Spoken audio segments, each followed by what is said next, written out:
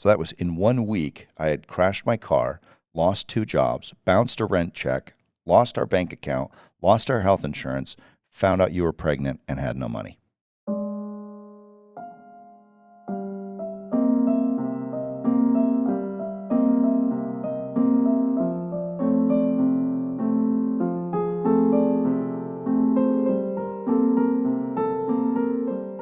Hey everyone, welcome to today's episode of the Jeff Heilman Project. We are continuing our conversation about mental toughness, the muscle memory of chill, getting into that groove to where School's back in. to where you too can make your decisions confidently as possible from a standpoint, from a status of overall put together composure. If you can imagine somebody or anyone who you've ever met who's had what appears to be composure and a composed attitude and a composed outlook on life, that's what we're going for. That's what we're aiming for. So for Jeff, for today's episode, what I'd really like to do, you've read lots and lots of books. You've met lots and lots of people. You've made it your point to study mental toughness and success principles.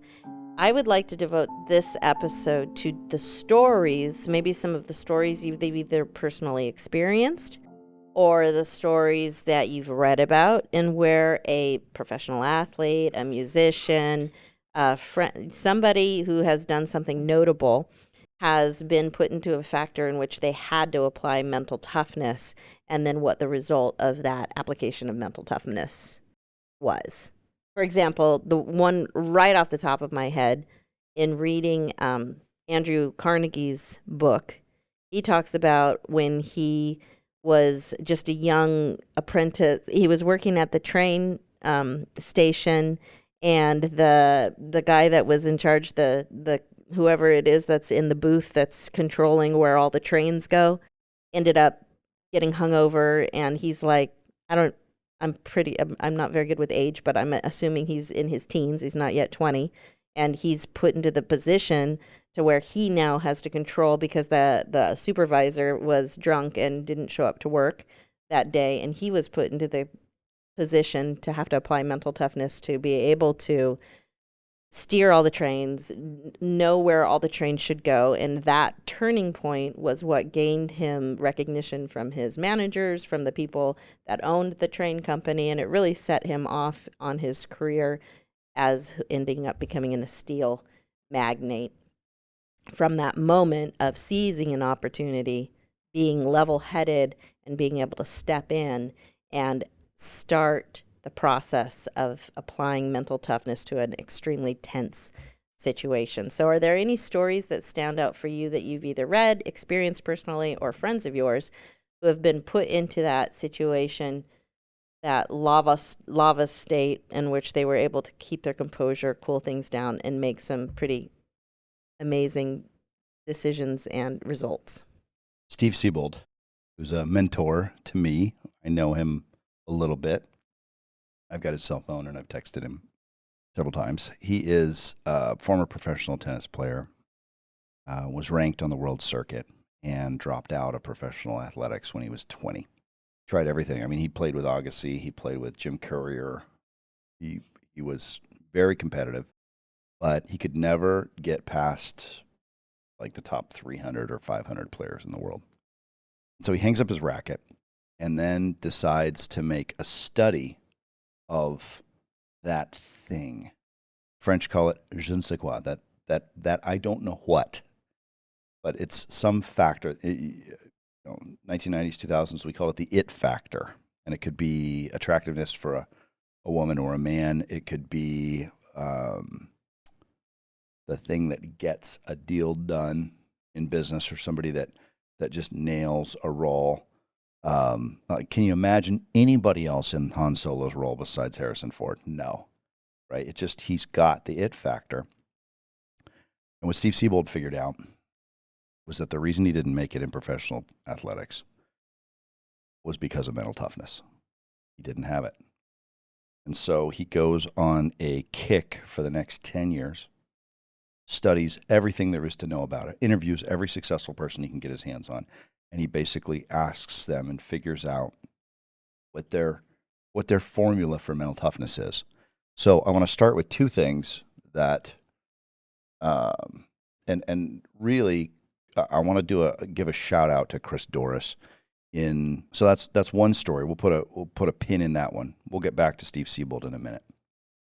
In 2011, I had been managed out of a company that I helped found, and had been there for 3 years, and had basically poured my blood, sweat, and tears, took money out of my 401k, lived for no salary for 1 year, and then spent the next 2 years living on about 1/3 of what my market rate would have been as a junior executive in my early 30s.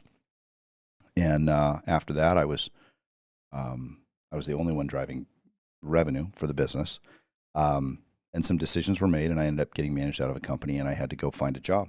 And thank goodness to my friend Vince Temporino, who hooked me up with a solution strategist position at Computer Associates. And in, I want to say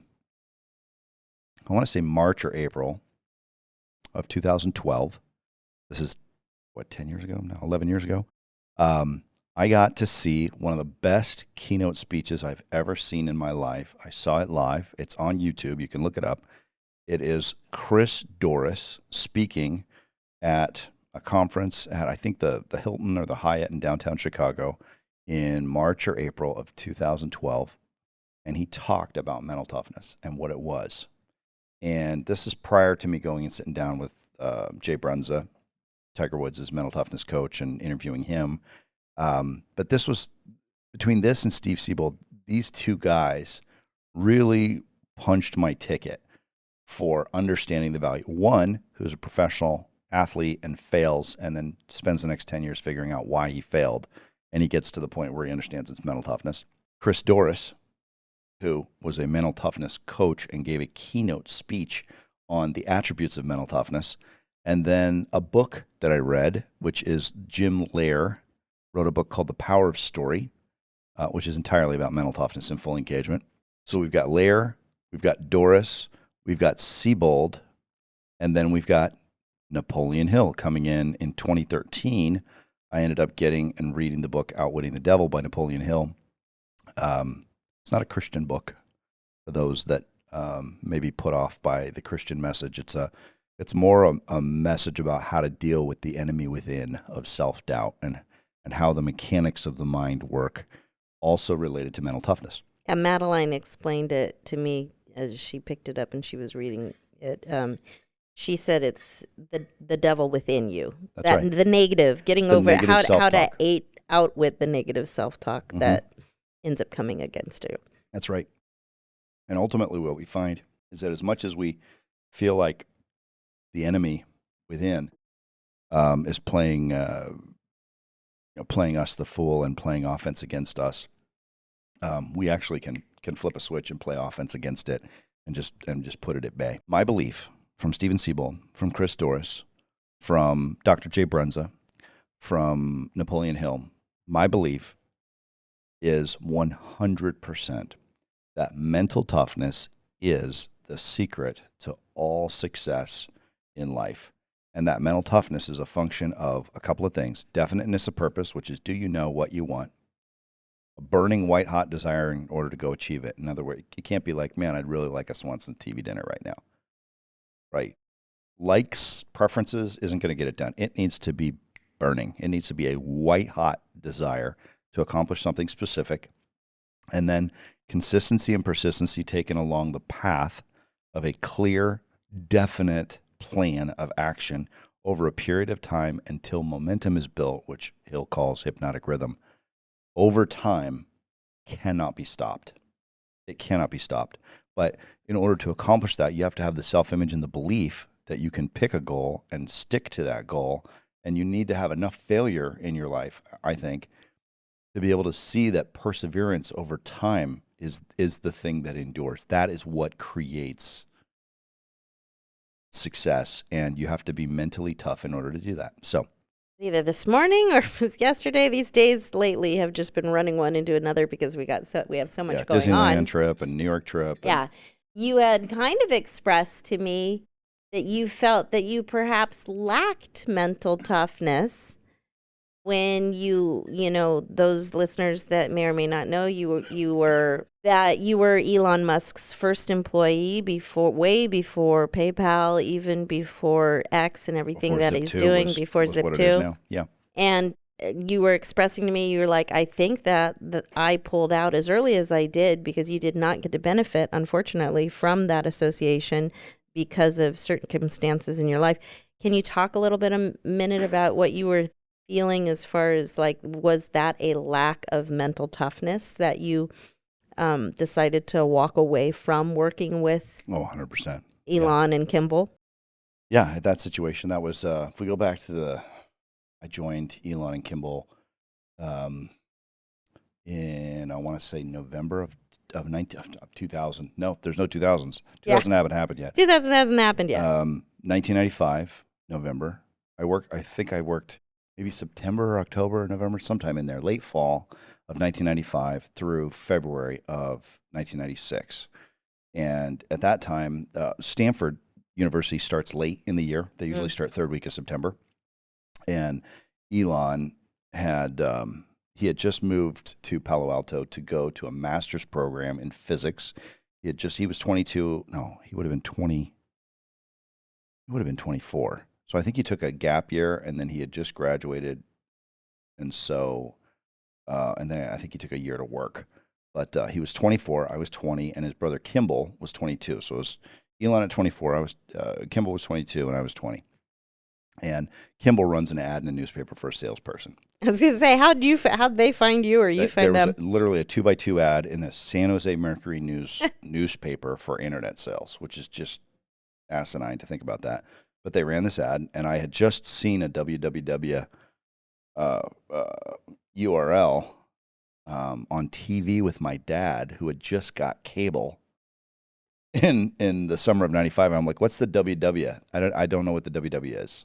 Yeah. This is literally within my lifetime. Like, this is not. It seems like a long time ago. And we used to say World Wide Web. World Wide Web, WWW on the internet web. Yes.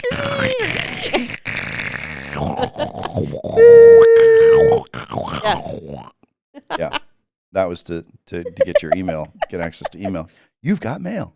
So in November of 1995, I answered this ad, or September, October, November, somewhere in there. 1995, I answered this 2x2 ad, and it's these two brothers. And the office, literally, our booth is larger than the office that we sat in. There were 2 laptops. They only had enough for 2 laptops, so I shared a laptop with Kimball because Elon was coding all the time. And it was at Sherman Avenue. It was like 430 Sherman Avenue, I think. And they paid me $10 an hour to go and knock doors. And I talked to pizza places. Do you want to have an internet website? Do you want an email address? We'll help you with that. Like, do you know what the internet is? Have you ever heard of the internet? Here I am selling the internet. I don't even know what it is because 2 weeks before I'd seen my first www. By January, February, I had exhausted in my $1,500 a month payroll. I had exhausted all the money that they borrowed from mom and dad. I didn't get them a single lead. I didn't get them a single meeting. I basically wasted their money. But I was trying. I was out knocking doors, talking to people, trying to figure out, geez, what do I do? But mental toughness is the ability to see an end to adversity and a clear path to get to it, right? It's never that somebody's not willing to work hard. It's that they don't see a clear path. Your motivation in anything is directly tied to your probability of success, your perceived probability of success. If you think, hey, I can, fill up a water balloon and tie the end of it off without cutting off circulation to my finger, and you want to hit somebody with a water balloon, you'll fill up the water balloon. But if you tear 500 water balloons on your hose or your faucet, and you can never get one over the hump, pretty soon you're going to start to think that this simple task is impossible. So it's the perception of success and the probability of success based on that perception that determines your motivation to do a thing. Well, my dad had kicked me out of the house as a teenager the summer before I went to work for Elon and Kimball. Love you, Dad. Yeah, love you, Dad. It is what it is, right? Some tough love. Yeah, sometimes. Or whatever. So he had kicked me out, and then I lived on my own working at the mall for like 3 or 4 months. And then I was like, Dad, I promise I'll go back to school or whatever I told him. I don't remember what it was, but But he basically let me move back in for a little while.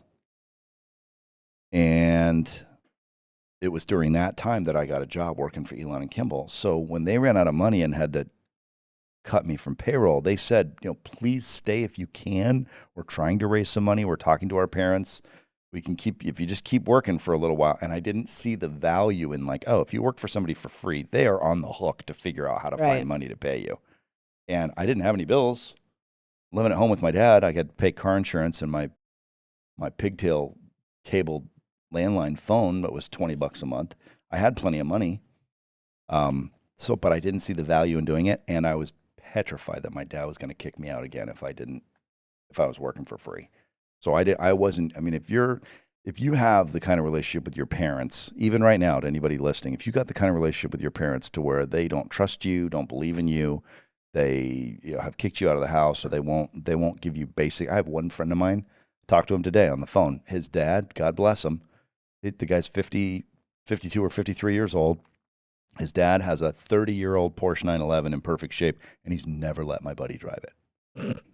It's like, oh my gosh, give me a million breaks. Like, it's just a car, and it would bring joy to your son to let him know that you trust him enough to drive this car, and he won't do it. He just refuses to do it. You may, at 20 years old, you may not have been mentally tough enough to be able to handle the adversity of standing up to your parents or advocating. I was afraid that my dad would kick me out of the house again if he found out I was working for somebody for free. That's the truth. In my opinion, there's another factor of maturity with mental toughness, which says now you've had to become mentally tough with the fact that opportunity potentially passed you by.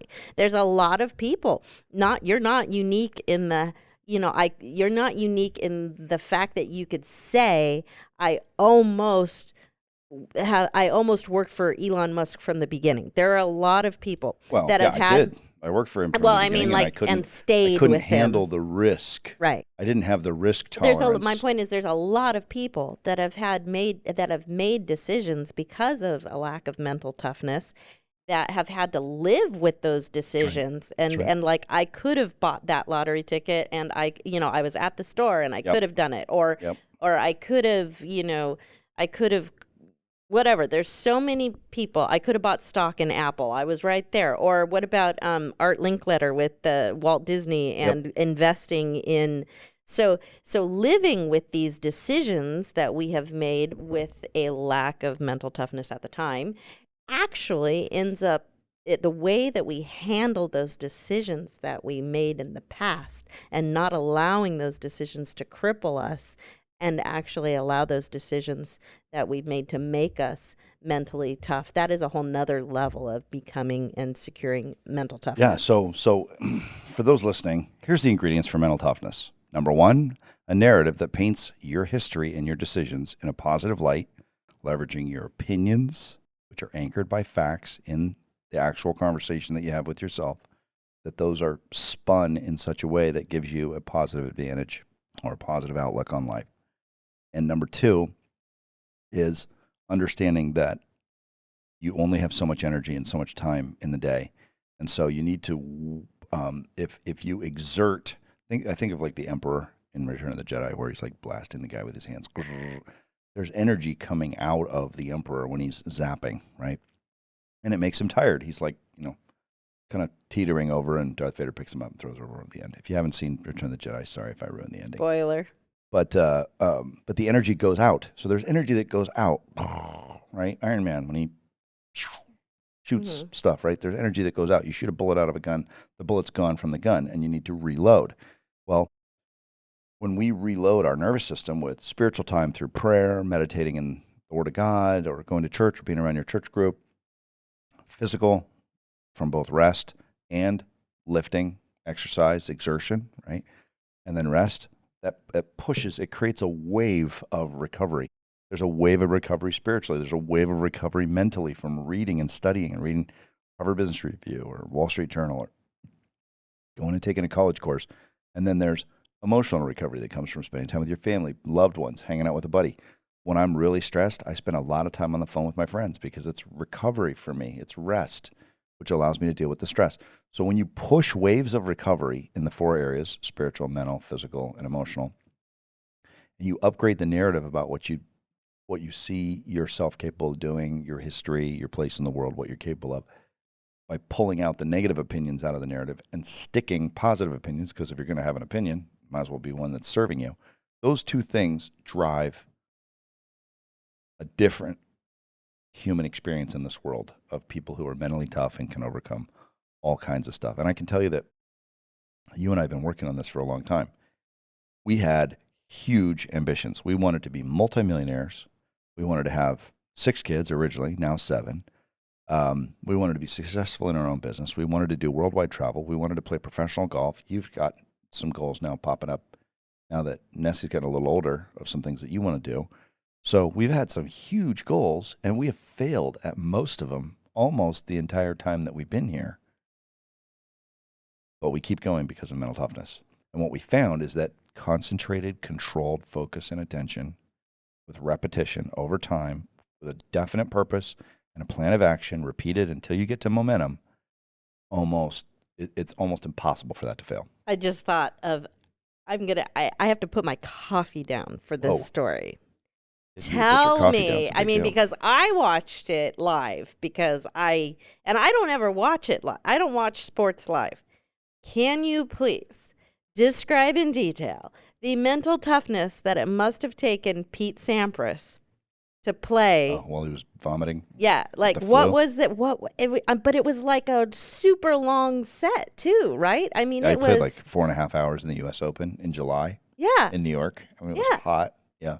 And was that the world U.S. Open? Okay, so it's the U.S. Open. Do we know what they're playing the U.S. Open this week? Do we know what year that was? Because it was before you and I met, so it must have been. It's probably 92. I want to say 92, 91, 92, 91, 92, and it's Pete Sampras. Was it the finals? It was the men's singles final.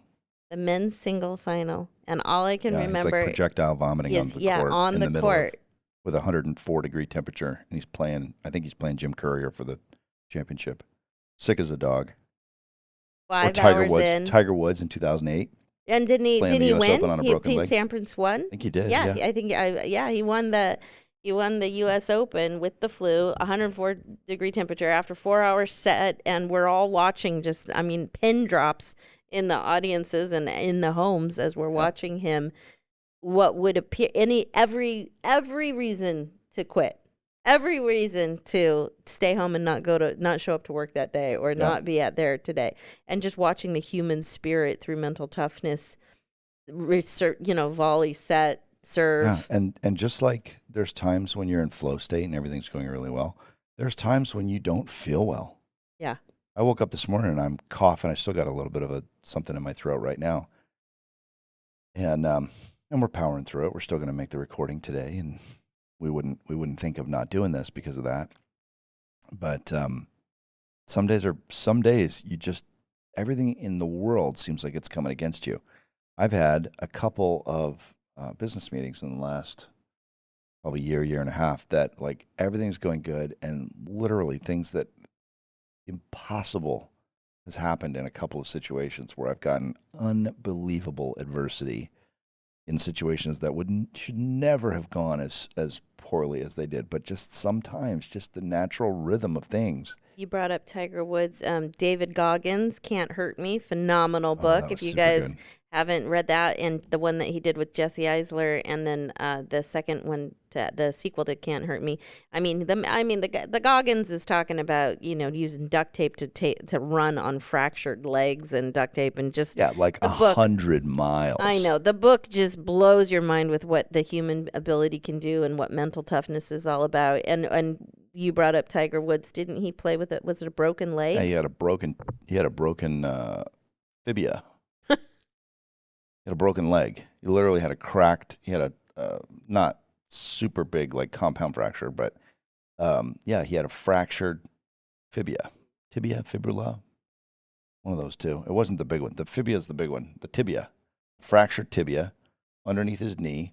And and when they asked him how in the world did you get through it, he says, well, I knew that I could swing and hit the ball and it wouldn't hurt until after I'd made contact with the ball.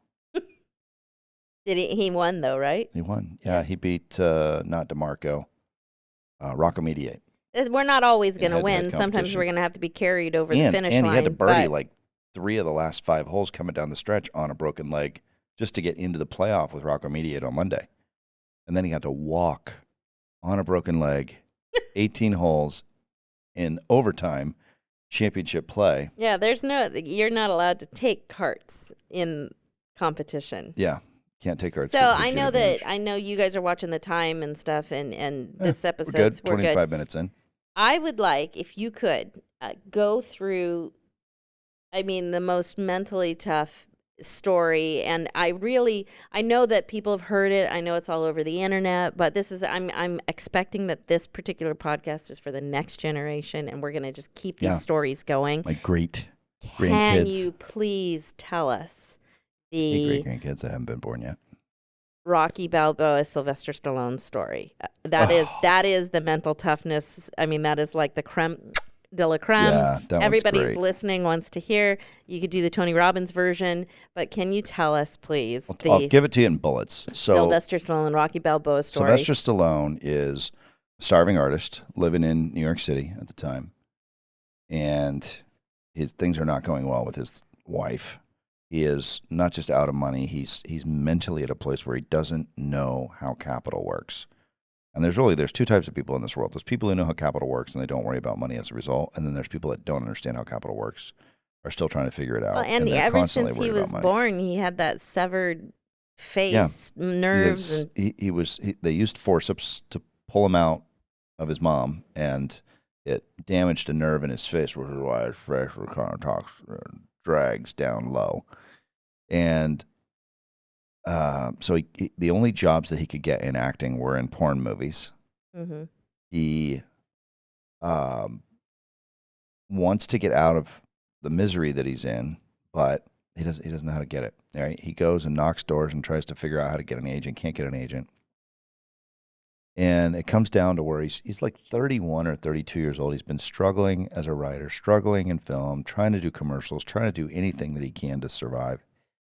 And he goes and watches this prize fight, and I don't remember whose the prize fight is, but he watches this and he gets this idea for Rocky about this guy from the slums who gets a shot at the title to box against the heavyweight champion of the world. And he stays up and writes the whole screenplay for Rocky in like 4 days straight, just pow. Super inspired. And he knows his outcome and goes and shops this thing to a bunch of studios. And he finally ends up at United Artists, and they're like, okay, we want this, and we'll give you, $3,000 for your script or something. It's like, no. No, I need more than that. And I'll sell it to you for $10,000, but I have to play Rocky. And they're like, no, you're a writer, you're not an actor. No, I'm an actor and a writer both, and so I need to play Rocky. And they said, tell you what, we'll give you $5,000 to not play Rocky in your own movie. No. So he leaves. Has he sold the dog at this point yet? No, not yet. Okay. And then he comes back to him. It's $10,000. No, but you can't play Rocky. No. $50,000. We like your script. You're really good. We've read it a couple of times. We shopped it around to other people in there. We really like the script. Script's really good. And then it gets up to $100,000. Oh my gosh. To not play Rocky in his own movie for the script. And he says, no, I'm playing Rocky. I'm Rocky. This part's for me. I don't care that I'm starving to death. Meanwhile, his wife has left him or thinking about leaving him. He's got, $100 left. He spends that on groceries. He's got no money left, and he ends up going to a liquor store and sitting there for like 2 days trying to find somebody to buy his dog. His best friend in the world is his dog, while he's trying to sell this script. And he gets it. They say for scale, right? Actors work for scale, which means you make no money up front, but if the movie does well, you'll get a percentage of the take at the box office. And so he finally works out a deal to get like $5,000 and 1% of the film for scale. And obviously the film did Yeah. incredibly well, and he made, I think, 10 or $15 million off of Rocky. He bought the dog back. And he ends up going back to finding the guy to buy the dog. And the guy's like, I won't take your dog back. He gives him $25 for the dog. And then he goes back and he waits. Once he gets the contract signed, he goes back and waits. And he's there like a week, 2 weeks trying to buy his dog back. And the guy's like, I'll give you $100 for the dog. No, he's my dog. Go away, right? All right, I'll give you $200 for the dog. No, $500 for the dog. No. He ends up, I don't know what he got. I think he got a $50,000, maybe $40,000 or $50,000 contract for the movie. He ends up buying his own dog back like 3 weeks later for $10,000 from the guy, plus a part in the movie in order to get his dog back. So the dog's actually in the movie, and I think the guy that he bought the dog from is in the movie. But he knew what he wanted. Yeah. He was willing to take massive action in order to get it done. He persisted until he got to his outcome. And it paid out.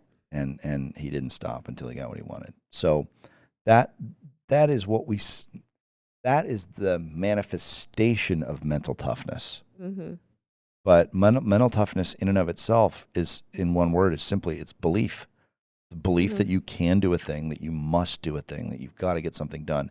And that belief for us built from when you and I got married and I got fired the day after I got back from our honeymoon. We got fired from ECR, electronic cash register sales management. I was fired the day I got back from my honeymoon. I got fired about 2 months later from Roger Dunn Golf on Boone's Ferry Road in Portland. I got laid off from G.I. Joe. So like G.I. Joe's Auto Parts in February of '97. So we've been married 6 months, and you were pregnant, and I lost my third job in the first 6 months that we were married. Well, I think a big part, because as you're talking, I'm thinking about being in labor and delivery. That's my perception. My perspective is always going to be from the female role side, from the mother side, and the thing that makes you tough, the thing that carries you through labor and delivery, is that beyond a shadow of a doubt, one way or another, the baby's coming. Yep. One way or another, you're either going to have a cesarean, you're going to give natural birth. Heaven forbid you die in the process, but one way or another, there's a child, and the baby's coming. So you can either fight it, and you can resist this reality of delivery, or you can relax and you can breathe, and you can apply what we refer to as the muscle memory of chill. You can get into the flow state, and you can allow the natural progression of this situation to play out. And there's that famous quote or scripture that says, this too shall pass. Like, this too shall pass. And so to me, mental toughness is recognizing that everything is seasonal, that we're going through things, which means we're actually going through them. We're not going to stop and wait for the things. Like time, everything is moving. We're in a constant state of moving. Everything is in a constant state of motion, and we are going through it. It's not going to overcome us. It's not going to it's not going to outweigh us. We are going to get through whatever situation that we're going through. And so to me, mental toughness and applying that mental toughness is, Rocky Sylvester Stallone had a defined outcome. So having your definite outcome will always make whatever you're going through, it will always increase and encourage your ability to be mental tough as you're going through it if you have a defined outcome. And maybe you're going through some stuff right now. Those of you that are watching, maybe you're going through some stuff right now that seems particularly difficult. My question to you is, could you take 5 minutes to think about and meditate on, or, introspectively ask yourself, what is the definite outcome of this situation? What is the outcome that I would like? What is the outcome that I know is going to happen? And if it's an outcome that you absolutely know is going to happen, then maybe your ability to handle that outcome that you know is going to absolutely happen is to just take a deep breath and to relax, and then to, do your part to maintain your composure and your mental state as you're going through towards that definite outcome.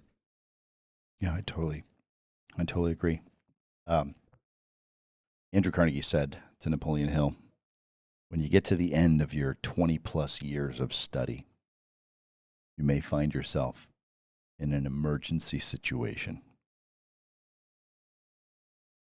And from your studies, from basically bombarding your subconscious mind for years about the principles of success and failure, you'll get to a point where, in immense pressure and stress, you'll be introduced to your other self. He calls it your other self, which is effectively your spirit person who knows no such thing as failure, knows no such thing as can find the fastest route past any adversity. It's a subconscious level creativity spirit. That's what it is. The Bible says, by unction, you know all things, and you can overcome all things. I can do all things by Christ that strengtheneth me is one verse that we meditated on for many, many years. So that ability to dig deep, they talk about digging deep, going deep, deep work, Tapping in. tapping some extra gear or our next level or leveling up. What is that? Well, in my opinion, that's tapping into your actual self, your true self, or in Napoleon Hill, I've heard it called the self of the self, or the I am that I am. Napoleon Hill calls it the other self. But there is another gear. There's a sixth gear on your 5-speed transmission of life that you can tap into, and it usually doesn't show up in your life until after you experience some major level of adversity. That I remember one period where mental toughness came out, and I started to recognize was I crashed the car. The Volvo, the one car that we had, crashed the car, totaled the car out. Lost my paper route because I didn't have transportation.